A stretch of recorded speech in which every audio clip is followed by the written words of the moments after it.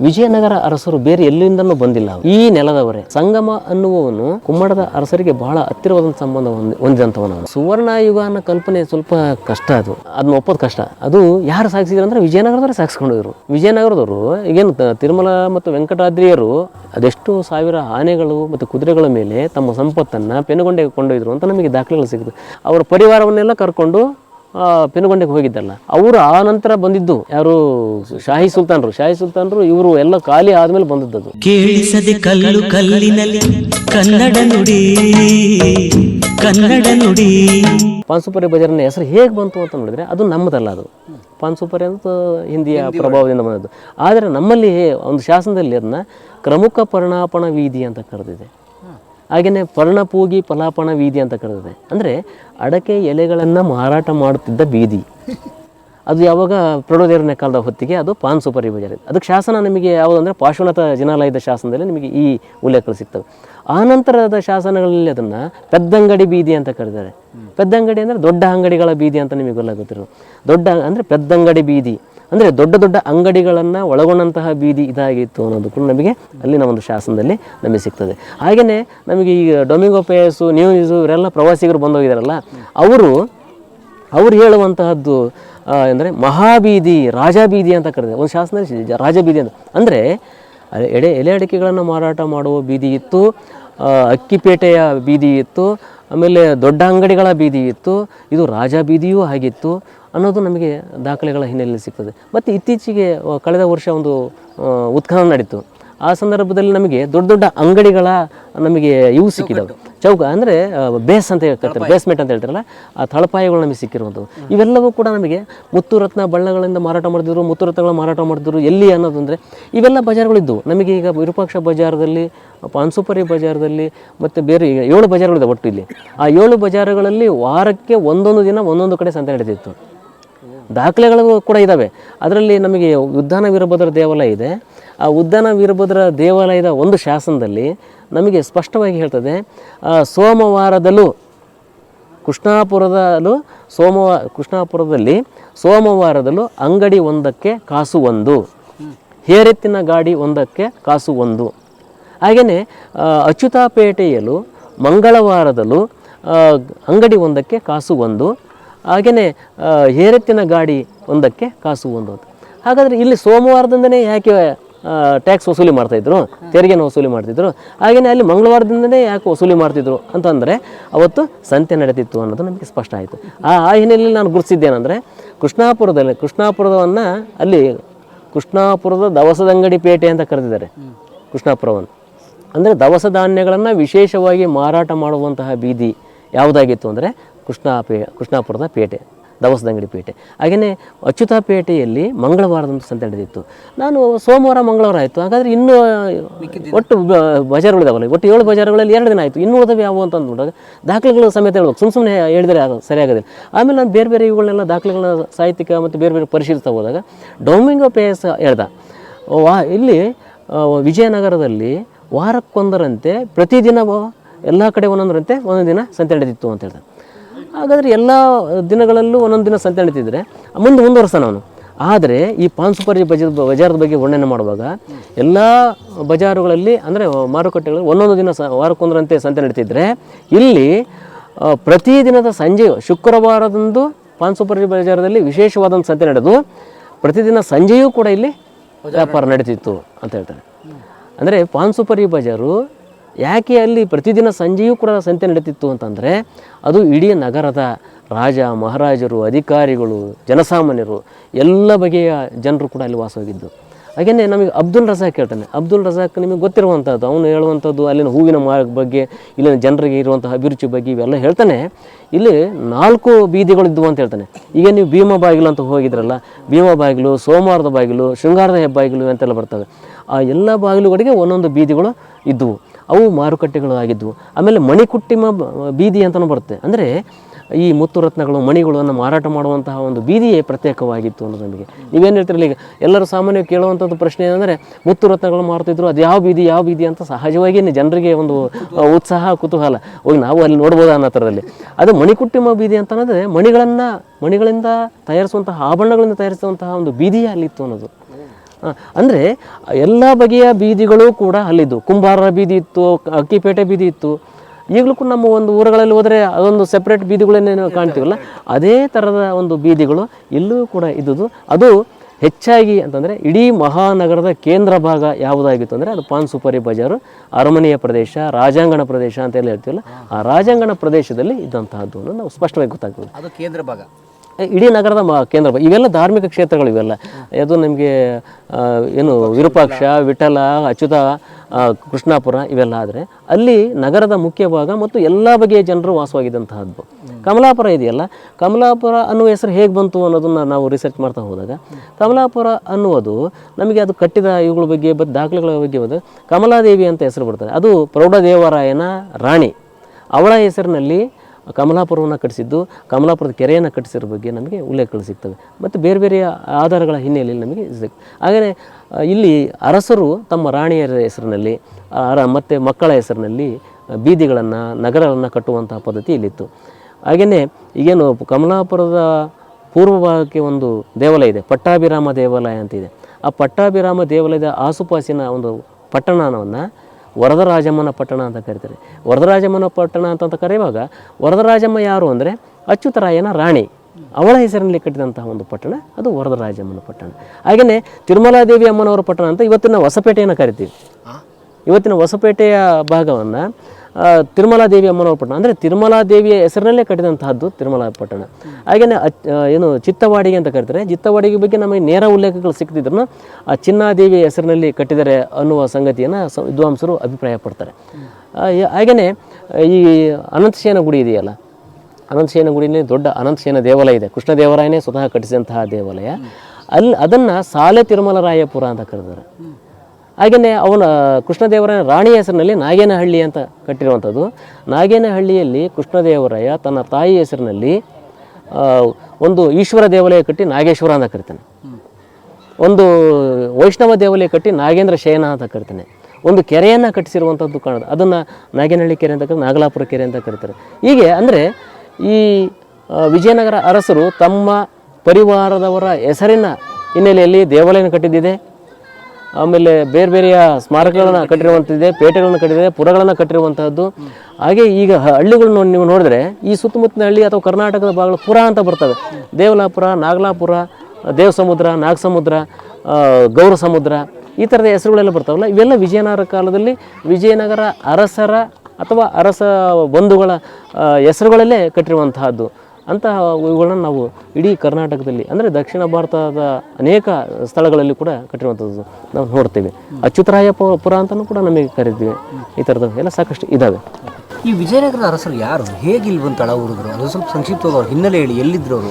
ನಮಗೆ ವಿಜಯನಗರ ಮೂಲದ ಬಗ್ಗೆ ಅನೇಕ ಭಿನ್ನಾಭಿಪ್ರಾಯಗಳಿದ್ದಾವೆ. ಆದರೆ ನನ್ನ ಅನಿಸಿಕೆಯ ಹಿನ್ನೆಲೆಯಲ್ಲಿ ನೋಡಿದಾಗ ವಿಜಯನಗರ ಅರಸರು ಬೇರೆ ಎಲ್ಲಿಂದನೂ ಬಂದಿಲ್ಲ. ಅವರು ಈ ನೆಲದವರೇ, ಈ ಪರಿಸರದವರೇ ಅಂತ ಹೇಳೋದು. ಇಲ್ಲಿ ಈಗೇನು ನಮಗೆ ಸಂಬಂಧಗಳು ಹೇಗೆ ಗೋಚರಿಸ್ತವೆ ಅಂದರೆ ಕುಮ್ಮಟದ ಅರಸರ ಜೊತೆಗೆ ನಂಟಿದೆ, ಹೊಯ್ಸಳರ ಕುಮ್ಮಟದ ನಂತರ ಬಂದಂತಹ ಹೊಯ್ಸಳರ ಜೊತೆಗೂ ಕೂಡ ನಂಟಿದೆ.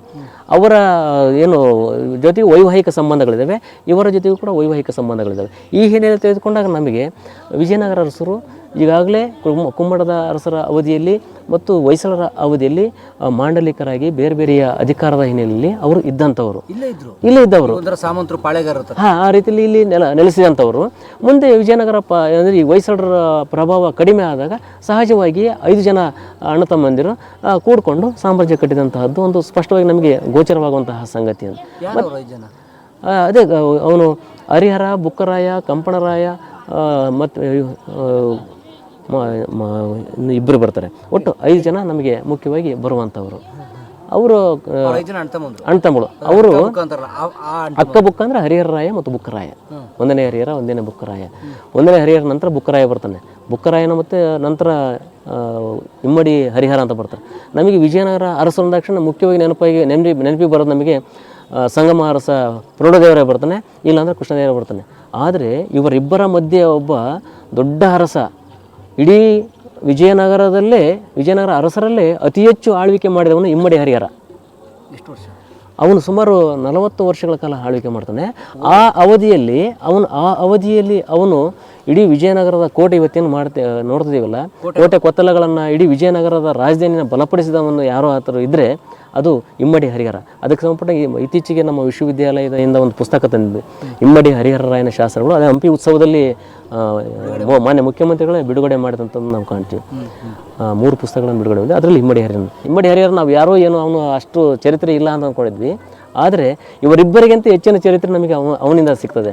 ಅವನೇ ಇಡೀ ಸಾಮ್ರಾಜ್ಯ ವಿಸ್ತರಣೆಯಲ್ಲಿ, ವಿಜಯನಗರ ಸಾಮ್ರಾಜ್ಯದ ವಿಸ್ತರಣೆಯಲ್ಲಿ ಇಮ್ಮಡಿ ಹರಿಹರನ ಪಾತ್ರ ಅತಿ ದೊಡ್ಡದು. ಕೃಷ್ಣದೇವರಾಯನನ್ನು ಮೀರಿಸಿದ್ದು ಅಂತ ನನ್ನ ಹಿನ್ನೆಲೆಯಲ್ಲಿ ನಾನು ಹೇಳೋದಾದರೆ ಕೃಷ್ಣದೇವರಾಯನನ್ನು ಮೀರಿಸಿದ್ದು. ಮತ್ತು ಇಡೀ ವಿಜಯನಗರಕ್ಕೆ ಒಂದು ಭದ್ರ ಬುನಾದಿಯನ್ನು, ಅಡಿಪಾಯವನ್ನು ಹಾಕಿಕೊಟ್ಟವನು ಅದು ಇಮ್ಮಡಿ ಹರಿಹರರಾಯ ಅಂತ ಹೇಳ್ಬೋದು. ಮತ್ತು ಒಂದು ಹೇಳ್ತಾರಲ್ಲ, ಇವರು ಹೊಯ್ಸಳರ ಹತ್ರ ಇದ್ದರು, ಅಲ್ಲಿ ಅವ್ರ ಸೈನ್ಯದಲ್ಲೋ ಅಥವಾ ಅವ್ರ ಸಾಮಂತರು ಆಗಿದ್ರು. ಅದೇ ಹೊಯ್ಸಳ ವೈವಾಹಿಕ ಸಂಬಂಧನೇ ಇದೆ. ಹೊಯ್ಸಳರ ಜೊತೆಗೆ ವೈವಾಹಿಕ ಇವನ ವಿಜಯನಗರದ ಮೂಲ ಇದೆಯಲ್ಲ, ಬಲ್ಲಪ್ಪ ಅಂತ ಬರ್ತಾನೆ, ಹೆಣ್ಣು ಗಂಡು ಕೊಟ್ಟು ಮದುವೆ ಮಾಡುವಂತಹದ್ದು ನಮಗೆ ಗೊತ್ತಾಗ್ತದೆ. ಹಾಗೆಯೇ ನಮಗೆ ವಿಜಯನಗರದ ಆರಂಭಿಕ ಸಂಗಮ ಬರ್ತಾನೆ, ಸಂಗಮ ಅಂತ ಬರ್ತಾರಲ್ಲ, ಸಂಗಮ ಅನ್ನುವವನು ಕುಮ್ಮಟದ ಅರಸರೇನಿದಾರಲ್ಲ, ಕುಮ್ಮಟದ ಅರಸರಿಗೆ ಬಹಳ ಹತ್ತಿರವಾದಂಥ ಸಂಬಂಧ ಹೊಂದಿದಂಥವನು, ರಿಲೇಟಿವ್ಸ್ ಅವರು. ಅದಕ್ಕೆ ದಾಖಲೆಗಳು ನಮಗೆ ಪ್ರೂವ್ ಮಾಡ್ತಾ ಹೋಗಿದ್ದಾರೆ. ಹಾಗೆಯೇ ಕುರುಗೋಡು ಭಾಗದವರು ಇವರೆಲ್ಲ ಅಂತಲೂ ಕೂಡ ಹೇಳ್ತಾರೆ ಕೆಲವು ವಿದ್ವಾಂಸರು. ಕುರುಗೋಡು ಸಿಂಧವರು ಅಂತ ಹೇಳ್ತಾರಲ್ಲ, ಆ ಕುರುಗೋಡು ಹಾಳಿಕೆ ಕುರುಗೋಡು ಮೂಲದವರು ಇವರು ಅಂತಲೂ ಕೂಡ ಹೇಳ್ತಾರೆ. ಅಂದರೆ ಈ ಭಾಗದವರೇ ಆಗಿದ್ರು ಅವರು, ಬೇರೆ ಎಲ್ಲೂ ದುತ್ತನೆ ಬಂದು ನಿಂತ್ಕೊಂಡಿಲ್ಲ ಅವರು. ಹಾಗೆ ಹೇಳ್ತಾರೆ, ವಿದ್ಯಾರಣ್ಯರು ಅದರ ಮೊಲ ಹೋಗ್ತಾ ಇತ್ತು. ನೋಡಿ ಈ ಕಥೆಗಳನ್ನು ನನ್ನ ಮಟ್ಟಿಗೆ ಹೇಳೋದಾದರೆ, ಈ ಸ್ವಾಮೀಜಿಗಳಿಂದ ಇವುಗಳಿಂದ ಬೆಂಬಲ ಬಂತು. ನೀವು ಯಾವುದೇ ಒಂದು ಮನೆತನ, ಮೊದಲು ವೀರ ಅವನು ತನ್ನ ಶಕ್ತಿ ಸಾಮರ್ಥ್ಯಗಳ ಮೂಲಕ ಕಟ್ಟುವಂಥದ್ದು ಸಾಮ್ರಾಜ್ಯ. ಆ ನಂತರ ಬಂದು ಸೇರಿದವರು ಈ ವಿದ್ಯಾರಣ್ಯರಿರ್ಬೋದು, ಇವು ಮೂಲಗಳು ಇನ್ನೆಲ್ಲ ಸೇರಿಸಿರ್ಬೋದು. ಆದರೆ ಮೂಲ 5 ಜನ ಏನಿದಾರಲ್ಲ ಅವರು ಸೇರಿ ಕಟ್ಟಿದಂಥದ್ದು. ಈಗ ಮೊಲ ಹೋಯ್ತು ನಾವೆಲ್ಲ ನಂಬಲಿಕ್ಕೆ ಆಗೋದಿಲ್ಲ. ಅವು ಕತೆ ಕಟ್ಟುವಂಥದ್ದು ಅದು ಪ್ರಕ್ರಿಯೆ ಅದು ಬಹಳ ಹಿಂದಿನಿಂದ ಇದೆ. ಇದನ್ನು ಮತ್ತೆ ವೈಜ್ಞಾನಿಕ ಆಲೋಚನೆ ಮಾಡಿದರೆ ಅವೆಲ್ಲವೂ ಶುದ್ಧ ಸುಳ್ಳು ಅಂತ ನನ್ನ ಇದು. ಮುಖ್ಯವಾಗಿ ಯಾರು ಬಲಾಢ್ಯರಾಗಿದ್ದರು, ಯಾರು ಸಮರ್ಥವಾಗಿ ಆಳ್ವಿಕೆ ಮಾಡ್ತಿದ್ರು ಅವರು ಕಟ್ಟಿದರು. ಆ ನಂತರ ಬಂದು ಅವರಿಗೆ ಆಶ್ರಯ ಕೊಟ್ಟಂಥವರು ವಿಜಯನಗರ ಅರಸರು. ಯಾರಿಗೆ? ವಿದ್ಯಾರಣ್ಯರಿರ್ಬೋದು, ಬೇರೆಯವರಿಗಿರ್ಬೋದು. ಅದು ಕ್ರಿಯಾಶಕ್ತಿಗಳು ಅಂತ ಹೇಳ್ತಾರೆ ಮತ್ತು ವಿದ್ಯಾರಣ್ಯರು ಅಂತಾರೆ. ಎಲ್ಲ ಉಲ್ಲೇಖಗಳು ನಮಗೆ ಸಿಗ್ತವೆ. ಮತ್ತು ಅವ್ರ ಕಾಲಮಾನವನ್ನು ನೋಡಿದಾಗ ಸಣ್ಣ ವ್ಯತ್ಯಾಸಗಳು ಸಿಗ್ತವೆ. ಈ ಎಲ್ಲ ಹಿನ್ನೆಲೆಯಲ್ಲಿ ನೋಡಿದಾಗ ನಮಗೆ ಅರಸರೇ ಮೊದಲು, ಆ ನಂತರ ಬಂದು ಸೇರಿಕೊಂಡವರು ನಮಗೆ ಈ ಗುರುಗಳು, ಸ್ವಾಮಿಗಳು ಅಂತ ನಾವು ಹೇಳ್ಬೋದು, ಸ್ವಾಮೀಜಿಗಳು ಅಂತ ಹೇಳ್ಬೋದು. ಹಾಗಾದರೆ ನೀವು ಹೇಳಿದಾಗ ದುತ್ತನೆ ಬಂದು ಇಲ್ಲಿ ವೀರಾಗಿ ಬೆಳೆದಿಲ್ಲ ಅವರು. ಇಲ್ಲ, ಸಾಮಂತರಾಗಿ ಪಾಳೆಗಾರ. ಅವ್ರು ಈಗಾಗಲೇ ಒಂದು ವಲಯದಲ್ಲಿ, ಒಂದು ಪ್ರದೇಶದಲ್ಲಿ ತಮ್ಮದೇ ಆದಂತಹ ಒಂದು ನೆಲೆಯನ್ನು ಕಂಡುಕೊಂಡವರು, ಮತ್ತೆ ಸಂಬಂಧವನ್ನು ಇರಿಸಿಕೊಂಡವರು, ವೈವಾಹಿಕ ಸಂಬಂಧವನ್ನು ಒಂದು ರಾಜಮನೆತನ ಜೊತೆಗೆ ಇರಿಸಿಕೊಂಡವರು. ಆ ಹಿನ್ನೆಲೆಯಲ್ಲಿ ಅವರು ಸಾಮ್ರಾಜ್ಯವನ್ನು ಹೊಯ್ಸಳರ ನಂತರ ಕಟ್ಟಿದವರು ಅನ್ನೋದು ನಾವು ಸ್ಪಷ್ಟವಾಗಿ ಹೇಳ್ಬೋದು ಸರ್. ಯಾಕಂದರೆ ಹೊಯ್ಸಳರ ಪ್ರಾಬಲ್ಯ ಬೀಳ್ತಾ ಹೋಯ್ತು. ಹೌದು, ಇವರು 5 ಜನ ಒಟ್ಟಿದ್ರಲ್ಲ ಅಂತ ಬಂದರು, ಅವ್ರು ಬೆಳೆಸಿದ್ರು ಅನ್ನೋದು ಹೇಳ್ಬೋದು. ಅದಕ್ಕೆ ಇನ್ನು ಕೆಲವರು ಹೇಳ್ತಾರೆ ವಿದ್ಯಾರಣ್ಯರು ಸಂಪತ್ತು ಕೊಟ್ಟರು, ಇವೆಲ್ಲ ನಂಬಲಿಕ್ಕೆ ಸಾಧ್ಯನೇ ಇಲ್ಲ. ಅದು ವೈಜ್ಞಾನಿಕವಾಗಿ ನಂಬಲಿಕ್ಕೆ ಸಾಧ್ಯ ಆಗ್ತದಾ? ಚಿನ್ನದ ಮಳೆ ಬರ್ಸೋದು ಉಂಟಾ? ಇವೆಲ್ಲ ಅಲ್ಲ ಅದು. ಬಟ್ ಅವರು ತಮ್ಮ ಪರಿಶ್ರಮದ ಹಿನ್ನೆಲೆಯಲ್ಲಿ ವಿಜಯನಗರ ಸಾಮ್ರಾಜ್ಯವನ್ನು ಕಟ್ಟಿದ್ರು ಅಂತ ನಾವು 5 ಜನರ ಬಗ್ಗೆ ನಾವು ಮಾಹಿತಿ ಕೊಡ್ಬೋದು. ಮತ್ತು ಈ ವಂಶಗಳು ಯಾಕೆ ಬದಲಾದ? ಉದಾಹರಣೆಗೆ ಸಂಗಮ, ಸಾಳುವ, ತುಳುವ, ಅರವೀಡು ಅಂತಾರಲ್ಲ. ಉದಾಹರಣೆಗೆ ಒಬ್ಬ ರಾಜ ಇದ್ದರೆ ರಾಜನ ಮಗ ಮಾತ್ರ ರಾಜ ಆಗ್ತಾನೆ. ಹಾಗದೊಂದು ಪರಂಪರೆ, ಅದು ಬಹುತೇಕ ರಾಜವಂಶಗಳಲ್ಲಿ ಹಾಕ್ಕೊಡ್ತೀವಿ. ಮತ್ತು ಈ ವಂಶಗಳು ಯಾಕೆ ಬದಲಾದವು? ಏನಕ್ಕೆ ಕಾರಣ? ಏನಂದರೆ ವಂಶಗಳಲ್ಲಿ ಅದು ವಂಶ ಮುಂದುವರಿಬೇಕಲ್ಲ. ಈಗ ಸಂಗಮ ವಂಶ ಅಂತ ಹೇಳ್ತೀವಿ, ಅವರು ಹೆಚ್ಚು ಕಡಿಮೆ 1336ರಿಂದ 1490ರವರೆಗೆ ಆಳ್ವಿಕೆ ಮಾಡಿದರು. ಸುಮಾರು 150 ವರ್ಷ ಅವರು ಆಳ್ವಿಕೆ ಮಾಡಿದರು. ನಂತರ ಸಾಳುವ ಬಂದರು, ಅವರು ವೀಕ್, ಒಬ್ಬರು ಅಷ್ಟೇ ಬರ್ತಾರೆ ಸಾಳುವ. ಇದರಲ್ಲಿ ಸಾಳು ನರಸಿಂಹ ಮತ್ತು ನರಸಿಂಹ ಅಂತ ಬರ್ತಾರೆ, ಅವರು ಇಬ್ಬರೇ ಆದರು. ಆ ನಂತರ ಬಲಿಷ್ಠವಾಗಿ ಇದ್ದವರು ತುಳುವ ಮನೆತನವೇ. ತುಳುವ ಮನೆತನದ ವೀರ ನರಸಿಂಹ, ಆಮೇಲೆ ನರಸನಾಯಕ ಅಂತ ಬರ್ತಾನೆ, ಯಾರು ಕೃಷ್ಣದೇವರಾಯನ ಅಪ್ಪ. ಅವ್ರ ಮೂಲಕ ಮತ್ತೆ ತುಳುವ ಮನೆತನ ಆರಂಭ ಆಯಿತು. ತುಳುವ ಮನೆತನದ ನಂತರ ಸದಾಶಿವರಾಯ ಕೊನೆಯ ಅರಸ ಆಗ್ತಾನೆ. ಅವನ ನಂತರ ಸರಿಯಾದವರು ಇಲ್ಲದಕ್ಕೆ ರಾಮರಾಯ ಇಡೀ ಇದರ ಅರವೀಡು ವಂಶದ ರಾಮರಾಯ ತಮ್ಮ ನೇತೃತ್ವವನ್ನು ವಹಿಸಿಕೊಂಡು ಮುಂದುವರಿಸ್ತಾನೆ. ಸದಾಶಿವರಾಯನ ಪಕ್ಕಕ್ಕೆ ತಳ್ಳಿ ಅಥವಾ ಸೆರೆಮನೆಯಲ್ಲಿ ಇಟ್ಟು ತಾನೇ ಸ್ವತಂತ್ರವಾಗಿ ಆಳ್ವಿಕೆ ಮಾಡೋದು. ನಂತರ ನಮಗೆ ವಿಜಯನಗರದಲ್ಲಿ 5 ರಾಜಧಾನಿಗಳು ಸಿಗ್ತವೆ. ಮೊದಲನೇ ರಾಜಧಾನಿ ಆನೆಗೊಂದಿಯನ್ನು ಶಾಸನದಲ್ಲಿ ಕುಂಜರ ಕೋಣ ಅಂತ ಕರೀತಾರೆ. ಕುಂಜರ ಅಂದರೂ ಆನೆನೇ, ಅಂದರೆ ಆನೆಯನ್ನು ಪಳಗಿಸುವಂತಹ ಒಂದು ಸ್ಥಳ ಆಗಿರ್ಬೋದು. ಅದು ಆನೆಗೊಂದಿ ಇತ್ತು. ಆ ನಂತರ ಹರಿಹರನ ನಂತರ ಬಂದಂಥ ಬುಕ್ಕರಾಯನ ಅವಧಿಯಲ್ಲಿ ವಿಜಯನಗರ ಪಟ್ಟಣಕ್ಕೆ ಅವನು ಸ್ಥಳಾಂತರಗೊಳಿಸಿದ ಮತ್ತು ವಿಜಯನಗರ ಪಟ್ಟಣವನ್ನು ನಿರ್ಮಿಸಿದ ಅನ್ನೋದು ಸಿಗುತ್ತೆ. ಅದು ಆನೆಗೊಂದಿ ಮತ್ತು ಹಂಪೆ 1565ರಲ್ಲಿ ನಿಮಗೆ ಗೊತ್ತಿರುವಂಥದ್ದು ರಕ್ಕಸಗಿ ತಂಗಡಿ ಯುದ್ಧದ ನಂತರ ಸೋತ ನಂತರ ಇಲ್ಲಿಂದ ಪೆನುಗೊಂಡೆಗೆ ಹೋಯಿತು. ಪೆನುಗೊಂಡೆಯಿಂದ ಚಂದ್ರಗಿರಿಗೆ ಹೋಯಿತು. ಪೆನುಗೊಂಡೆಯಲ್ಲೂ ಅವರು ಉಳ್ಕೊಳ್ಳೋಕ್ಕಾಗಲಿಲ್ಲ, ಚಂದ್ರಗಿರಿಗೆ ಹೋದರು. ಚಂದ್ರಗಿರಿಯಲ್ಲೂ ತಾಳಕ್ಕಾಗದೆ ಕೊನೆಗೆ ಅವರು ವೆಲ್ಲೂರಿಗೆ ಹೋಗಿ ಕೊನೆಯ ಇವುಗಳನ್ನು ಆಳ್ವಿಕೆಯನ್ನು ಅಲ್ಲಿ ನೆಲೆಸಿ ಸಮಾಪ್ತಿ ಮಾಡಿದರು ಅಂತ ಹೇಳ್ಬೋದು. ಎಷ್ಟು ವರ್ಷ? 300 ವರ್ಷನ? ನಮಗೆ 1336ರಿಂದ 1675ವರೆಗೂ ಇವರ ಆಳ್ವಿಕೆಯನ್ನು ನೋಡ್ತಾ ಹೋಗ್ತೀವಿ ನಾವು. ಸುಮಾರು 340 ವರ್ಷ. 300 ಜಾಸ್ತಿ ಇದೆ. ಇಲ್ಲಿ ನಮಗೆ 220 ವರ್ಷಗಳ ಕಾಲ ವಿಜಯನಗರದಲ್ಲಿ ಆಳ್ವಿಕೆ ಮಾಡೋದನ್ನು ನಾವು ನೋಡ್ತೀವಿ. ಇದನ್ನು ಯಾಕೆ ಸುವರ್ಣ ಯುಗ ಅಂತಾರೆ? ಅಂಥದ್ದೇ ಸುವರ್ಣ ಯುಗ ಅನ್ನೋ ಕಲ್ಪನೆ ಸ್ವಲ್ಪ ಕಷ್ಟ. ಅದು ಎಲ್ಲ ಕಾಲದ ಅದನ್ನ ಒಪ್ಪೋದು ಕಷ್ಟ. ಸುವರ್ಣ ಯುಗ ಅನ್ನೋದನ್ನ ನಾವು ಒಪ್ಪೋದು ಕಷ್ಟ. ಯಾಕಂದರೆ ಭದ್ರವಾದ ಆಳ್ವಿಕೆಯ ಹಿನ್ನೆಲೆಯಲ್ಲಿ ಗಟ್ಟಿಯಾದಂತಹ ನೆಲೆಯನ್ನು ಕಂಡುಕೊಂಡು ಮತ್ತು ಸಾಮ್ರಾಜ್ಯವನ್ನು ಸ್ಥಾಪಿಸಿದ ಹಿನ್ನೆಲೆಯಲ್ಲಿ ನಾವು ಸುವರ್ಣ ಯುಗ ಅಂತ ಕರೀತಾರೆ ಇವರು. ಬಟ್ ಸುವರ್ಣ ಯುಗ ಯಾವತ್ತೂ ಇಲ್ಲ, ಜನಸಾಮಾನ್ಯರಿಗಲ್ಲ ಅದು ಸುವರ್ಣ ಯುಗ ಅನ್ನೋದು. ಜನಸಾಮಾನ್ಯರಿಗೆ ಅವರ ಸ್ಥಿತಿಗಳು ಕಾಮನ್ ಇವತ್ತೇನು ನಾವು ನೋಡ್ತೀವಲ್ಲ, ಇವತ್ತು ಕೂಡ ಹಂಗಾರೆ ಆಧುನಿಕ ಕಾಲದಲ್ಲಿ ಪ್ರಜಾಪ್ರಭುತ್ವ ಇರುವ ಹಿನ್ನೆಲೆಯಲ್ಲಿ ನಾವು ಸುವರ್ಣ ಯುಗ ಅಂತ ಹೇಳ್ಕೋಬೋದ ನಾವು? ಅಲ್ವಾ? ಅದನ್ನು ನಾವು ಸುವರ್ಣ ಯುಗ ಅಂತ ಕರೆಯೋದು ಅದು ಸುಮ್ಮನೆ ಏನು ಆಡಳಿತದ ಸ್ಥಿರತೆ ಹಿನ್ನೆಲೆಯಲ್ಲಿ ಕೆಲವು ಹೇಳ್ಬೋದೇ ಹೊರತು, ಬಟ್ ಆ ಥರದಲ್ಲಿ ಎಲ್ಲವೂ ಕೂಡ ಸುಭಿಕ್ಷವಾಗಿತ್ತು ಅನ್ನೋದನ್ನು ನಾವು ಸಾಮಾನ್ಯವಾಗಿ ಯೋಚನೆ ಮಾಡಿದರೆ ಅದು ಸ್ವಲ್ಪ ಕಷ್ಟ ಅನಿಸ್ತದೆ. ಮತ್ತು ಮುತ್ತುರತ್ನ ಮಾರ್ತಿದ್ರು ಅಂತೆಲ್ಲ ಹೇಳಿ, ಮುತ್ತುರತ್ನ ಮಾಡ್ತಾಯಿದ್ರು ಅಂದಾಕ್ಷಣ ನಾವು ಸುವರ್ಣ ಯುಗ ಅಂತ ಹೇಳೋಕ್ಕಾಗೋದಿಲ್ಲ ಅದು. ಯಾಕಂದರೆ ಇವತ್ತು ಕೂಡ ನಮ್ಮ ಹೊಸಪೇಟೆ ಬೀದಿಗಳಲ್ಲಿ ಮುತ್ತುರತ್ನ ಮಾರಾಟ ಮಾಡ್ತೀವಿ ನಾವು. ಚಿನ್ನದ ಅಂಗಡಿಗಳು ಸಾಲಾಗಿ ಇದ್ದಾವೆ, ಅವನ್ನೆಲ್ಲ ಹೇಳೋಕ್ಕಾಗ್ತದೆ. ಅದಕ್ಕೆ ಇಡೀ ದಕ್ಷಿಣ ಭಾರತದ ಅಥವಾ ಇಡೀ ಭಾರತ ದೇಶದಲ್ಲೇ ಅತ್ಯಂತ ಪ್ರಸಿದ್ಧವಾದಂತಹ ನಗರ ಹಂಪಿಯಾಗಿತ್ತು. ಅದರಿಂದ ನಮಗೆ ಎಲ್ಲ ಕಡೆಯ ಸಂಪತ್ತು ಇವುಗಳು ಬರ್ತಾಯಿದ್ವು, ಸರಕುಗಳು ಬರ್ತಾಯಿದ್ವು. ಆ ಸರಕಿಗೆ ಒಂದು ಮಾರುಕಟ್ಟೆಯಾಗಿ ನಾವು ಹಂಪಿಯನ್ನು ನೋಡಬೇಕು ಹೊರತು ಅದು ಹಂಪಿಯ ಇವುಗಳನ್ನು ನಾವು ಬದುಕಿನ ಒಂದು ಗುರುತಲ್ಲ, ಅದು ಜನಸಾಮಾನ್ಯರ ಬದುಕಿನ ಗುರುತಾಗೇನ ಇಲ್ಲ. ಎಲ್ಲವನ್ನು ನಾವು ಅದನ್ನೇ ಸುವರ್ಣ ಮಾರಿದ ತಕ್ಷಣ ಸುವರ್ಣ ಯುಗ ಆಗೋದಾದರೆ ನಾವು ಅದು ಸ್ವಲ್ಪ ಒಪ್ಲಿಕ್ಕೆ ಕಷ್ಟ ಆಗ್ತದೆ ಅದನ್ನು ಆ ರೀತಿಯಲ್ಲಿ.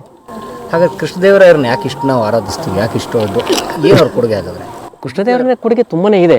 ನಾವು ಅವನ ಅವಧಿಯಲ್ಲಿ ಏನು ಯಾಕೆ ಅಂತಂದರೆ 1510ರಿಂದ 29ವರೆಗೆ ಅವನು ಸುಮಾರು 19 ವರ್ಷಗಳ ಕಾಲ ಅವನು ಆಳ್ವಿಕೆ ಮಾಡಿದ್ದು. ಅವನ ಅವಧಿಯಲ್ಲಿ ನಿಮಗೆ ಒಂದು ಬಿರುದಿನ ಬಗ್ಗೆ ಮಾತಾಡಬೇಕು. ಅವನ ಬಿರುದು ಎಷ್ಟರ ಮಟ್ಟಿಗೆ ಇದೆ ಅಂತಂದರೆ, ಕಂಡನಾಡ ಕೊಂಡು ಕೊಂಡನಾಡ ಕೊಡದ ಮಾಂಡಲಿಕರ ಗಂಡ ಅಂತ. ಕಂಡನಾಡ ಕೊಂಡು ಕೊಂಡನಾಡ ಕೊಡದ ಮಾಂಡಲಿಕರ ಗಂಡ ಅಂತ ಹೇಳುವಂಥ ಬರುತ್ತೆ. ಅಂದರೆ ಅವನು ಯಾವ ರಾಜ್ಯದ ಮೇಲೆ ಅಥವಾ ಮಾಂಡಲಿಕರ ಮೇಲೆ ಸಾಮಂತ ಇವುಗಳ ಮೇಲೆ ಕಣ್ಣಿಟ್ನೋ ಅಂದರೆ ಅದನ್ನು ವಶಪಡಿಸಿಕೊಳ್ಳದೆ ಬಿಡೋದಿಲ್ಲ ಅನ್ನೋ ಥರದಲ್ಲಿ ಆ ಬಿರುದಿರೋದು. ಕಂಡನಾಡ ಕೊಂಡು ಕೊಂಡನಾಡ ಕೊಡದೆ ಇರುವಂತಹ ಮಾಂಡಲಿಕರ ಗಂಡ ಅಂತ. ಅಂದರೆ ಅಷ್ಟು ಪ್ರಬಲ, ಅಂದರೆ ಅವನು ಪ್ರಬಲವಾದಂತಹ ಅರಸ ಅನ್ನುವ ಹಿನ್ನೆಲೆಯಲ್ಲಿ ನಾವು ಯೋಚನೆ ಮಾಡಬೇಕು. ಅವನು ಅಷ್ಟೊಂದು ಪ್ರಬಲವಾಗಿದ್ದಂತಹ ಅರಸ. ಆ ಹಿನ್ನೆಲೆಯಲ್ಲಿ ನಾವು ಮತ್ತು ಇಡೀ ದಕ್ಷಿಣ ಭಾರತದಾದ್ಯಂತ ವಿಸ್ತರಿಸಿದಂತಹ ಅವನು ಮತ್ತು ಗಟ್ಟಿಗೊಳಿಸಿದವನು, ಸಾಮ್ರಾಜ್ಯವನ್ನು ಗಟ್ಟಿಗೊಳಿಸಿದ ಹಿನ್ನೆಲೆಯಲ್ಲಿ ಅವನನ್ನು ಸುಭದ್ರವಾಗಿರುವ ಹಿನ್ನೆಲೆಯಲ್ಲಿ ದಾಖಲೆಗಳು ಯಥೇಚ್ಛವಾಗಿ ಸಿಗುವ ಹಿನ್ನೆಲೆಯಲ್ಲಿ ನಾವು ಅವನನ್ನು ಪ್ರಬಲ ಅರಸ ಅಂತ ಕೃಷ್ಣದೇವರಾಯನ ಗುರುತಿಸ್ತಾರೆ. ಇದಕ್ಕಿಂತ ಮುಂಚೆನೂ ಕೂಡ ನಮಗೆ ಇಮ್ಮಡಿ ದೇವರಾಯನು ಕೂಡ ಹಾಗೆಯೇ, ಎರಡನೇ ದೇವರಾಯನು ಕೂಡ ಗಜಬೇಂಟೆಕಾರ ಅಂತ ಕರ್ಕೊಂಡಿದ್ದಾನೆ. ಒನ್ನ ಕೊಟ್ಟ ಕುದುರೆ ಕೊಂಬ ಮಾಂಡಲಿಕರ ಗಂಡ ಅಂತ ಅವನು ಕರ್ಕೊಂಡಿದ್ದಾನೆ. ಕಂಡನಾಡ ಕೊಂಡು ಕೊಂಡನಾಡ ಕೊಡದ ಮಾಂಡಲಿಕರ ಗಂಡ ಅಂತಲೂ ಕರ್ಕೊಂಡಿದ್ದಾನೆ. ಈ ಥರದ ಇವುಗಳು ಇಂದುರಾಯ ಸುರತ್ರಾಣ ಅಂತ ಕರ್ಕೊಂಡಿರುವಂಥ ಇವೆಲ್ಲವೂ ಕೂಡ ನಮಗೆ ಬಿರುದುಗಳಲ್ಲಿ ಸಿಗೋ ಹಿನ್ನೆಲೆಯಲ್ಲಿ ಸಂಗಮ ಮನೆತನದ ಅರಸರು ಸುಭದ್ರವಾದಂತಹ ನೆಲೆಗಟ್ಟನ್ನು ಹಾಕಿಕೊಟ್ರು. ತುಳುವ ಮನೆತನ ಅರಸರು ಅದನ್ನು ಸಾಕಷ್ಟು ವಿಸ್ತರಿಸಿದರು ಅನ್ನೋದನ್ನು ನಾವು ಹೇಳ್ಬೋದು. ಅರವೀಡು ಅರಸರ ಅವಧಿಯಲ್ಲಿ, ರಾಮರಾಯನ ಅವಧಿಯಲ್ಲಿ ತುಂಬ ಉತ್ತುಂಗಕ್ಕೆ ಹೇರ್ತು. ಆದರೆ ಕೊನೆಗೆ ಅದು ರಕ್ಕಸ ತಂಗಡಿಗೆ ಯುದ್ಧದ ಪತನಾನಂತರ ಸಹಜವಾಗಿಯೇ ಕುಸಿತಾ ಹೋಗಿದ್ದನ್ನು ಮತ್ತು ರಾಜಧಾನಿಗೆ ಬದಲಾವಣೆ ಮಾಡಿದ್ದನ್ನು ನಾವು ಕಾಣ್ತಾ ಹೋಗ್ತೀವಿ. ನನಗೆ ಒಂದು ಅಂಶ ನಮಗೆ ಗಮನ ಬರೋದು, ರಕ್ಕಸಗಿ ತಂಗಡಿಗೆ ಯುದ್ಧ ಅಂತ ನಾವು ಹೇಳ್ತೀವಲ್ಲ, ಈ ರಕ್ಕಸಗಿ ತಂಗಡಿ ಯುದ್ಧದ ಚರಿತ್ರೆಯನ್ನು ನಾವು ನೋಡಿದಾಗ ಸೋಲು ಗೆಲುವು ಸಹಜವಾಗಿ ಆಗುವಂಥದ್ದು. ಅಲ್ಲಿ ರಾಮರಾಯನ ರುಂಡವನ್ನು ಶಿರಚ್ಛೇದ ಮಾಡಿದ ಅನ್ನುವ ಸಂಗತಿ ನಮಗೆ ಸಿಗ್ತದೆ ಯುದ್ಧ ಭೂಮಿಲಿ. ಆಯಿತು, ಅವನು ರಾಮರಾಯ ಸತ್ತು ಹೋದ ಅಂತಂದರೆ ನಂತರ ತಿರುಮಲ ಮತ್ತು ವೆಂಕಟಾದ್ರಿಯರಿದ್ದರು ತಮ್ಮವರು, ಇಬ್ಬರು. ಆ ತಮ್ಮಂದಿರು ಸೈನ್ಯದ ನೇತೃತ್ವವನ್ನು ವಹಿಸ್ಕೊಂಡು ಮುನ್ನಡೆ ಇಟ್ಟಿದ್ರೆ ಅಥವಾ ಮುಂದುವರಿಸಿದರೆ ಸಾಮಾನ್ಯ ಯುದ್ಧವನ್ನು ಎದುರಿಸುವಂತಹ ಶಕ್ತಿ ಅವರಿಗೆ ಬರ್ತಾ ಇತ್ತು. ಮತ್ತು ಸೈನಿಕರ ಎಲ್ಲವನ್ನು ಒಟ್ಟುಗೂಡಿಸಿ ಹೋರಾಡಿದರೆ ಜಯ ಸಿಕ್ತಿತ್ತು ಮತ್ತು ಸಾಮ್ರಾಜ್ಯ ಉಳಿತಿತ್ತು ಅಂತೇಳಿ. ಆದರೆ ಅವ್ರೇನು ಮಾಡ್ತಾರೆ, ಅಲ್ಲಿ ಅವರು ಶಿರಚ್ಛೇದ ಮಾಡಿದ ನಂತರ ಓಡಿ ಬರ್ತಾರೆ. ಇದಕ್ಕೆ ಒಂದು ಕಾರಣವನ್ನು ನೋಡುವಾಗ, ಅಂದರೆ ರಾಮರಾಯನೂ ಕೂಡ ಸ್ವತಂತ್ರವಾಗಿ ತನ್ನನ್ನು ತಾನು ರಾಜ ಅಂತ ಕರ್ಕೊಳ್ಳಿಲ್ಲ. ಸದಾಶಿವರಾಯನನ್ನೇ ನಮ್ಮ ಶಾಸನಗಳಲ್ಲಿ ರಾಜ ರಾಯ ಅಂತ ಕರೀತಾರೆ. ಅವನ ಹೆಸರಿನಲ್ಲೇ ಅವನ ಶಾಸನಗಳು ಹಾಕಿಸಿದ್ದಾನೆ. ಅಂದರೆ ಮಹಾರಾಜನೇ ಇನ್ನೂ ಸ್ಪಷ್ಟವಾಗಿ ಅವರಲ್ಲಿ ಯಾರೂ ರಾಮರಾಯನೇ ಮಹಾರಾಜ ಆಗಿಲ್ಲ ಅಂತ ಕರ್ಕೊಂಡಿಲ್ಲ. ಇನ್ನು ತಿರುಮಲ ವೆಂಕಟಾದ್ರಿಯವರು ಕೂಡ ಇನ್ನೂ ಆಡಳಿತದಲ್ಲಿ ಅಷ್ಟು ಗಟ್ಟಿತನವನ್ನು ತೋರಿಸಲಿಕ್ಕೆ ಹೋಗಲಿಲ್ಲ ಅನ್ಸುತ್ತೆ. ಅದಕ್ಕೆ ಓಡಿ ಬಂದು ರಾಜಧಾನಿಯನ್ನೇ ಖಾಲಿ ಮಾಡಿಕೊಂಡು ಪೆನುಗೊಂಡಿಗೆ ಹೋಗಿರಬಹುದು ಅಂತ ನನ್ನ ಅನಿಸಿಕೆ. ಹಾಗಾದರೆ ಇವ್ರು ಯುದ್ಧ ಮಾಡೋಕೆ ಅಷ್ಟು ದೂರ ಯಾಕೆ ಹೋದ್ರಿ? ಉದಾಹರಣೆ ಯುದ್ಧ ಇಲ್ಲ, ಯುದ್ಧ ಮಾಡೋದು ಸಾಮಾನ್ಯವಾಗಿ ಮೇರೆಗಳಲ್ಲಿ, ಅಂದರೆ ಗಡಿ ಭಾಗಗಳಲ್ಲಿ. ಅದು ನಮಗೆ ಸಾಮ್ರಾಜ್ಯದ ಗಡಿಗಳಲ್ಲಿ. ಸಾಮ್ರಾಜ್ಯದ ಗಡಿ ನಮಗೆ ಯಾವುದಾಯ್ತು? ಕೃಷ್ಣಾ ನದಿ ಆಗಿತ್ತು. ವಿಜಯನಗರದ ಗಡಿ ಕೃಷ್ಣಾ ನದಿ. ಇವರು ಈಗ ನೋಡಿ, ನಮಗೆ 3 ರಾಯರ ಗಂಡ ಅಂತ ಬರುತ್ತೆ, ಚತುಸ್ಸಮುದ್ರಾಧೀಶ್ವರ ಅಂತ ಬರುತ್ತೆ, ಉತ್ತರ ದಕ್ಷಿಣ ಪೂರ್ವ ಪಶ್ಚಿಮ ಉತ್ತರ ದಕ್ಷಿಣ ಸಮುದ್ರಾಧಿಪತಿ ಅಂತ ಬರುತ್ತೆ, ಪೂರ್ವ ಪಶ್ಚಿಮ ದಕ್ಷಿಣೋತ್ತರ ಸಮುದ್ರಾಧಿಪತಿ ಅಂತ ಕರ್ಕೊಂಡಿದ್ದಾರೆ ಇವರು. ಅಂದರೆ ಸಾಮಾನ್ಯವಾಗಿ ನಮ್ಮ ಭಾರತದಲ್ಲಿ ಅಥವಾ ದಕ್ಷಿಣ ಭಾರತದಲ್ಲಿ 3 ಸಮುದ್ರಗಳು ಇರುವಂತಹದ್ದು. ಒಂದು ಬಂಗಾಳಕೊಲ್ಲಿ, ಅರಬ್ಬಿ ಸಮುದ್ರ ಮತ್ತು ಹಿಂದೂ ಮಹಾಸಾಗರ. ಹಾಗಾದರೆ ಇವರು ಚತುಸ್ಸಮುದ್ರಾಧೀಶ್ವರನ ಕರೀತಾರೆ, ಪೂರ್ವ ಪಶ್ಚಿಮ ದಕ್ಷಿಣೋತ್ತರ ಸಮುದ್ರಾಧಿಪತಿ ಅಂತ ಕರ್ಕೊತಾರೆ. ಯಾಕೆ ಅಂತಂದರೆ ಕೃಷ್ಣಾ ನದಿಯನ್ನೂ ಕೂಡ ಅವರು ಕಲ್ಪನೆಯಲ್ಲಿ ಒಂದು ಸಮುದ್ರವನ್ನು ಆಗಿ ಭಾವಿಸ್ಕೊಂಡಿದ್ದನ್ನು ನಾವು ಕಾಣ್ತೀವಿ. ಅದೇ ಅವರ ಮೇರೆಯಾಗಿದ್ದನ್ನು ನಾವು ನೋಡ್ತೀವಿ. ಆ ಹಿನ್ನೆಲೆಯಲ್ಲಿ ಚತುಸ್ಸಮುದ್ರಾಧೀಶ್ವರ ಅಂತ ಕರ್ಕೊಂಡಿರೋದು. ಆ ಕೃಷ್ಣಾ ನದಿಯ ದಂಡೆಯಲ್ಲೇ ಈ ಯುದ್ಧಗಳು ಹೆಚ್ಚಿನಾಯಿತು. ನಿಮಗೆ ನೋಡಿ, ವಿಜಯನಗರದ ಯುದ್ಧಗಳನ್ನು ನಾವು ಗಮನಿಸಿದಾಗ ಒಂದು ಮುದಗಲಲ್ಲಿ ನಡೆದಿರುತ್ತೆ, ಇಲ್ಲಾಂದ್ರೆ ರಾಯಚೂರಲ್ಲಿ ನಡೆದಿರ್ತದೆ. ಈಗ ನಾವು ಅದಕ್ಕೆ ರಾಯಚೂರು ದೋಬ್ ಅಂತ ಕರಿತೀವಿ. ದೋಬ್ ಪ್ರದೇಶ ಅಂದರೆ 2 ನದಿಗಳು ಸೇರುವಂತಹ ಜಾಗ. ಕೃಷ್ಣಾ ಮತ್ತು ತುಂಗಭದ್ರಾ ನದಿ ಸೇರುವಂತಹ ಜಾಗ ತುಂಬ ಫಲವತ್ತಾದಂತಹ ಪ್ರದೇಶ. ಅದು ಈಗೇನು ನಮಗೆ ಈಗ ಸಿಗುತ್ತಲ್ಲ, ಈ ಭಾಗ ಏನು ಕಾಣ್ತೀವಲ್ಲ, ಅವೆರಡೂ ಮುಖಜ ಭೂಮಿ ನೀವೇ ಹೇಳಿರಲ್ಲ ಸೇರುವಂತಹ ಭಾಗ ಅಂತಂದರೆ ಇಡೀ ತುಂಗಭದ್ರಾದಿಂದ ಉತ್ತರ ಭಾಗ ಏನಿದೆಯಲ್ಲ ಅದೆಲ್ಲ ಸಮೃದ್ಧವಾದಂತಹ ಪ್ರದೇಶ. ಆ ಪ್ರದೇಶದ ಹಿಡಿತವನ್ನು ಒಂದು ಸರಿ ಅವರು ಯಾರು ಶಾಹಿ ಸುಲ್ತಾನರು ಅಥವಾ ಬಹುಮನಿ ಅರಸರು ಇದನ್ನು ವಶಪಡಿಸಬೇಕು ಅಂತ ಇದು ಮಾಡ್ತಿದ್ರು. ಆಮೇಲೆ ವಿಜಯನಗರದವರು ಕೂಡ ಇವರಿಬ್ಬರ ಮಧ್ಯೆ ಸಹಜವಾಗಿಯೇ ಯುದ್ಧಗಳು ಏರ್ಪಡ್ತಿದ್ವು. ಅದರಲ್ಲೂ ವಿಶೇಷವಾಗಿ ಮುದಗಲನ್ನು ರಾಯಚೂರನ್ನು ವಶಪಡಿಸಿಕೊಳ್ಳೋಕ್ಕಾಗಿಯೇ ಆದಂತಹ ಯುದ್ಧಗಳು ಅನೇಕ, ಸುಮಾರು 22ಕ್ಕೂ ಹೆಚ್ಚು ಯುದ್ಧಗಳು ನಡೆದಿದ್ದು ಎಲ್ಲಿ ಅಂದರೆ ನಮಗೆ ರಾಯಚೂರು ದೋ ಪ್ರದೇಶದ ಭಾಗಗಳಾದಂತಹ ಕೋಟೆಗಳಾದಂತಹ ಮುದಗಲ್ನಲ್ಲಿ ಮತ್ತು ರಾಯಚೂರಿನಲ್ಲಿ. ಆ ಹಿನ್ನೆಲೆಯಲ್ಲಿ ನಾವು ಅರ್ಥ ಮಾಡ್ಕೋಬೇಕಾಗ್ತದೆ. ಅಂದರೆ ಭೂಭಾಗವನ್ನು ವಶ ಮಾಡ್ಕೊಳ್ಳೋಕ್ಕಾಗಿಯೇ ಮಾಡಿದಂತಹ ಯುದ್ಧಗಳು. ಹಾಗಾದರೆ ಇದನ್ನೆಲ್ಲ ನಾಶ ಮಾಡಿದ್ಯಾರು? ಈ ನಾಶ ಅಂತಾರೆ, ಹೊಡೆದ್ಬಿಟ್ರು ಅಂತಾರೆ. ನೋಡಿ, ಅದೇ ಒಂದು ಊರು ಅಂದರೆ ರಕ್ಷಣೆ ಇಲ್ಲದೇ ಇದ್ದರೆ ಯಾರು ಹಾಳು ಮಾಡ್ತಾರೆ ಅನ್ನೋದು ನಿಮಗೆ ಗೊತ್ತಿರುವಂಥದ್ದು. ಸಹಜವಾಗಿ ಈಗ ನನ್ನ ಮನೆಯಲ್ಲಿರೋ ವಸ್ತುಗಳನ್ನ ತೊಗೊಂಡೋಗ್ಬೇಕಲ್ಲ, ನನಗೇನೇನು ಸಿಕ್ತೋ ನಾನು ತೊಗೊಂಡು ಹೋಗೋಂಥ ಪ್ರಯತ್ನ ಯಾರು ಮಾಡ್ತಾರೆ? ಆ ಮನೆಯವನೇ ಮಾಡ್ತಾನೆ. ಈಗ ನೋಡಿ, ಇಡೀ ನಗರ ರಾಜನೇ ಇಲ್ಲದ ಇದ್ದಾಗ ರಾಜನೇ ಅಥವಾ ಆಡಳಿತವೇ ತನ್ನನ್ನು ತಾನು ಎಲ್ಲವನ್ನೂ ತಗೊಂಡು ಬೇರೆ ಕಡೆಗೆ ಹೊರಟಾಗ ಅಭದ್ರತೆ ಸಹಜವಾಗಿ ಜನಸಾಮಾನ್ಯರಿಗೆ ಕಾಡುವಂತಹದ್ದಲ್ಲ. ಆ ಹಿನ್ನೆಲೆಯಲ್ಲಿ ಎಲ್ಲರೂ ಕೂಡ ತಮ್ಮ ವಸ್ತುಗಳನ್ನ ತಮ್ಮ ಖಾಲಿ ಮಾಡ್ಕೊಂಡು ಹೋದರು. ಕೊನೆಗೆ ಉಳಿದಂಥ ಭಾಗಗಳು ಅಂದರೆ ದೇವಾಲಯಗಳು ಯಾಕೆ ಉಳಿದು ಅಂದರೆ ಈ ಕಲ್ಲು ಅದು ಬಳಸಿದಂತಹ ಮೆಟೀರಿಯಲ್ಸು ಮತ್ತು ದೇವರ ಒಂದು ದೈವಿಕ ಕಲ್ಪನೆ ಜನರಲ್ಲಿದ್ದಂಥದ್ದು, ಧಾರ್ಮಿಕ ಭಾವನೆಗಳು ಇವೆಲ್ಲವೂ ಕೂಡ ಉಳಿದಿದ್ದಾವೆ. ಮತ್ತು ಅಂದರೆ ದೇವರು ಶಾಶ್ವತ ಅಂದರೆ ದೇವರಿಗೆ ಕಟ್ಟುವಂತಹ ದೇವಾಲಯವು ಶಾಶ್ವತವಾಗಿರ್ಬೇಕಂತ ಕಟ್ಟಿರುವಂತಹ ಸಂಗತಿಗಳು, ಕೋಟೆ ಕೊತ್ತಲಗಳು ಹಾಗೆ ಉಳಿದಿದ್ದಾವೆ. ಮನೆಗಳು ಏನಿದಾವಲ್ಲ, ವಸತಿ ಪ್ರದೇಶ ಏನಿದೆಯಲ್ಲ, ವಸತಿ ಪ್ರದೇಶ ಸಹಜವಾಗಿಯೇ ಕಲ್ಲು ಮಣ್ಣು ಮರ ಮುಟ್ಟುಗಳಿಂದ ಕಟ್ಟಿದಂಥದ್ದು. ಅವನ್ನ ಒಂದು ಆಯಾ ಪರಿಸರದ ಜನರು ತಗೊಂಡೋಗಿರುವಂಥದ್ದು ಇದೆ. ಸ್ವತಃ ಅವರೇ ಆ ಮನೆಯವರು ಇರುವಂಥದ್ದು ಕಾಣ್ತೀವಿ. ಉಳಿದಂಥ ಭಾಗಗಳು ಕೆಲವು ಸುಟ್ಟ ಭಾಗಗಳು ಸಿಗ್ತವೆ, ಆಮೇಲೆ ಬಿದ್ದೋದ ಭಾಗಗಳು ಸಿಗ್ತವೆ. ಇಂಥವುಗಳಿಂದ ನಾವು ನೋಡಿದರೆ ನಾಶ ಮೊದಲಿಗೆ ನಮ್ಮ ಜನರೇ. ಅಂದರೆ ಈಗ ನೀವು ನಾನು ಸುಮ್ಮನೆ ಉದಾಹರಣೆ ಕೊಡ್ತೀನಿ. 2001-2ರಲ್ಲಿ ನಾವು ಕೃಷ್ಣಾ ಮೇಲ್ದಂಡೆ ಯೋಜನೆಗೆ ಅಲ್ಲಿ ಮುಳುಗಡೆ ಪ್ರದೇಶದಲ್ಲಿ ಸರ್ವೆ ಮಾಡಿದ್ವಿ. ಆ ಸಂದರ್ಭದಲ್ಲಿ ತೆಗೆದುಕೊಂಡಾಗ ನಾಶ ಹೇಗಾಗುತ್ತೆ ಅಂತ ಅನ್ನೋದಕ್ಕೆ ನೀವು ಹೇಳಿದ್ರು. ಎಲ್ಲ ಜನರು ಅವರ ಮನೆಗಳ ಮುಟ್ಟುಗಳನ್ನೆಲ್ಲ ಕಿತ್ಕೊಂಡ್ರು, ಬೇರೆ ಕಡೆಗೆ ಸ್ಥಳಾಂತರ ಆದರು. ಆ ಮನೆಯ ಮರ ತೊಲೆ ಎಲ್ಲ ಅವರಿಗೆ ಕೊನೆ ನೀರು ಬಂದಾಗ ಅನಿವಾರ್ಯವಾಗಿ ಮುಳುಗಿ ಹೋಯ್ತು. ಅಲ್ಲಿವರೆಗೆ ಏನಿದ್ದು ಅವನ್ನೆಲ್ಲ ತೆಗೆದುಕೊಂಡು ಹೋಗ್ತಾಯಿದ್ರು. ಅಂಥ ಸಂದರ್ಭವನ್ನು ನೋಡಿದಾಗ ಈಗ ಆಡಳಿತದ ಒಂದು ಸಂದರ್ಭದಲ್ಲಿ ಜನರು ಅಥವಾ ರಾಜರು ಇಲ್ಲದೇ ಇರುವಾಗ ಜನರು ತಮ್ಮ ವಸ್ತುಗಳನ್ನು ಮತ್ತು ತಮ್ಮ ಕ್ಷೇತ್ರಗಳನ್ನು ಮತ್ತು ಹುಡುಕೊಂಡು ಬೇರೆ ಬೇರೆ ಕಡೆಗೆ ಸ್ಥಳಾಂತರವಾದದ್ದನ್ನು ನಾವು ನೋಡ್ತೀವಿ. ಈ ರೀತಿ ಇಡೀ ನಗರ ಹಾಳಾಯಿತು. ಮತ್ತು ಅವರು ಕೂಡ ಶತ್ರು ಪಡೆಗಳು ಕೂಡ ಬಂದು ಅವರಿಗೆ ತಮಗೆ ಸಿಕ್ಕಂತಹ ಇವುಗಳನ್ನ ತೆಗೆದುಕೊಂಡು ಹೋಗಿರ್ಬೋದು. ಮತ್ತು ಒಂದು ಪಡೆ ಅಂತ ಬಂದಾಗ ಅದು ಹೇಗೆ ಅವ್ರ ಮನಸ್ಥಿತಿ ಹೇಗಿರುತ್ತೋ ಗೊತ್ತಿರೋದಿಲ್ಲ.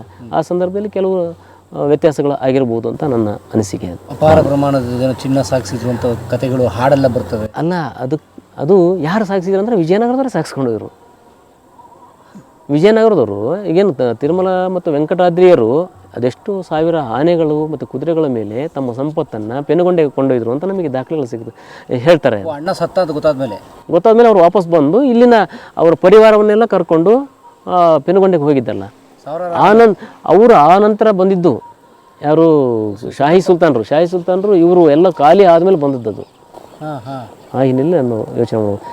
ಮತ್ತು ಇಲ್ಲಿನ ಸ್ಮಾರಕಗಳು ಹಿನ್ನೆಲೆ ಸ್ಮಾರಕಗಳೆಲ್ಲ ಹಾಗೆ ಉಳಿದಿದ್ದಾವೆ.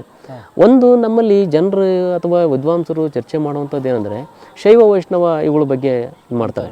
ಶೈವ ದೇವಾಲಯ, ವಿರೂಪಾಕ್ಷ ದೇವಾಲಯ ಇನ್ನೂ ಅಚ್ಚಳಿದೆ ಉಳಿದಿದೆ, ವೈಷ್ಣವ ದೇವಾಲಯಗಳು ಯಾಕೆ ಉಳಿದಿಲ್ಲ ಅಂತ ಹೇಳೋದು. ನಮಗೆ ಧರ್ಮಗಳ ಹಿನ್ನೆಲೆಯಲ್ಲಿ ಅಥವಾ ಆರಾಧನೆಗಳ ಹಿನ್ನೆಲೆಯಲ್ಲಿ ನೋಡಿದರೆ ನಾನು ಈಗಾಗಲೇ ಹೇಳಿದೆ, ವಿರೂಪಾಕ್ಷ ದೇವಾಲಯ ಅತ್ಯಂತ ಪ್ರಾಚೀನವಾದ್ದು, ವಿಜಯನಗರ ಪೂರ್ವದಲ್ಲೇ ಇದ್ದಂತಹದ್ದು. ವಿರೂಪಾಕ್ಷ ಈ ನೆಲದ ದೈವ. ಆ ಕಾರಣದಿಂದ ಅವನು ಅರಸರು ಹೋದರೂ ಕೂಡ ಅವನು ಉಳ್ಕೊಂಡ. ಯಾಕೆ ಉಳ್ಕೊಂಡಂದರೆ ಇಲ್ಲಿನ ಜನರೇ ಅವನ ಆರಾಧಕರು, ಅವನ ಭಕ್ತರು. ಅದರಿಂದ ಅರಸ ನಂತರ. ಆದರೆ ವೈಷ್ಣವ ಅಥವಾ ಶ್ರೀ ವೈಷ್ಣವ ವಿಶೇಷವಾಗಿ ಇಲ್ಲಿ ಬಂದಿದ್ದು, ಈ ಶ್ರೀ ವೈಷ್ಣವ ರಾಮಾನುಜಾಚಾರ್ಯರ ಪ್ರಭಾವದ ಹಿನ್ನೆಲೆಯಲ್ಲಿ ಬಂದದ್ದು.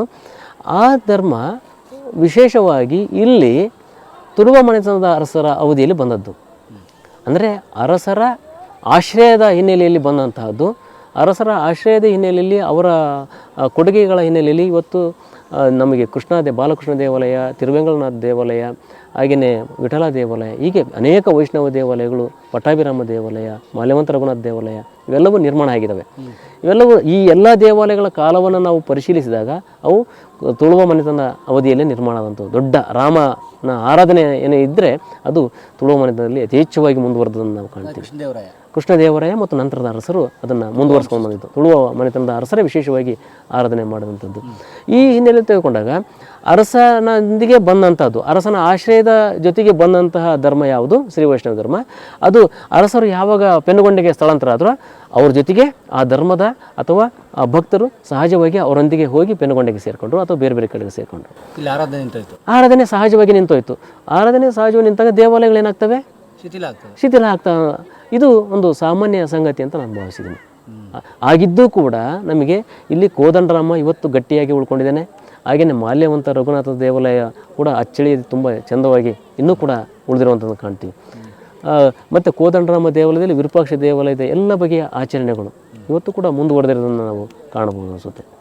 ಇದಿಷ್ಟು ನಮಗೆ ಈ ಧಾರ್ಮಿಕ ಸಂಘರ್ಷಗಳಂತ ಹೇಳ್ತಾರಲ್ಲ, ಧಾರ್ಮಿಕ ಸಂಘರ್ಷ ಅನ್ನೋದಕ್ಕಿಂತ ಇದು ಏಕೆ ಇದಾಯ್ತು ಅಂದರೆ ಅವರು ಸಹಜವಾಗಿಯೇ ಬಿಟ್ಟೋಗಿದ್ದರಿಂದ ಆಗಿರುವಂತಹದ್ದು ಅಂತ ನಾವು ಹೇಳ್ಬೋದು. ಯಾಕಂದರೆ ಎಲ್ಲ ಮೂರ್ತಿಗಳು ಇವುಗಳನ್ನು ಕೂಡ ಎಲ್ಲ ಗರ್ಭಗುಡಿಗಳಲ್ಲಿ ನಮಗೆ ಮೂರ್ತಿಗಳು ಸಿಕ್ಕೋದಿಲ್ಲ. ಸಹಜವಾಗಿ ತಗೊಂಡು ಹೋಗಿರಬೇಕು, ಅಲ್ಲಿಗೆ ಸ್ಥಳಾಂತರಗೊಳಿಸಿರಬೇಕು ಅಂತ ಒಂದು.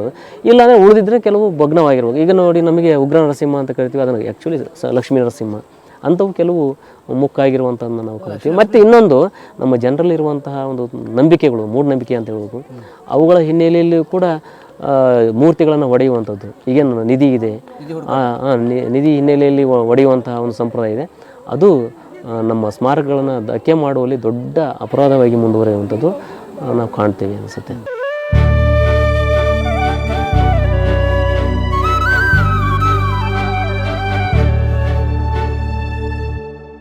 ಕಲಾ ಮಾಧ್ಯಮದ ಎಲ್ಲ ಎಪಿಸೋಡುಗಳು ನಿಮಗೆ ಸಿಗಬೇಕು ಅಂತಂದ್ರೆ ಕಲಾ ಮಾಧ್ಯಮ ಯೂಟ್ಯೂಬ್ ಚಾನೆಲ್ನ ಸಬ್ಸ್ಕ್ರೈಬ್ ಮಾಡಿ, ಬೆಲ್ ಐಕಾನ್ನ ಕ್ಲಿಕ್ ಮಾಡಿ, ತಪ್ಪದೇ ಮಾಡಿ. ಸ್ನೇಹಿತರೆ, ಕಲಾ ಮಾಧ್ಯಮದ ಎಲ್ಲ ಸಂದರ್ಶನಗಳನ್ನು ನೀವೀಗ ಓದಬಹುದು.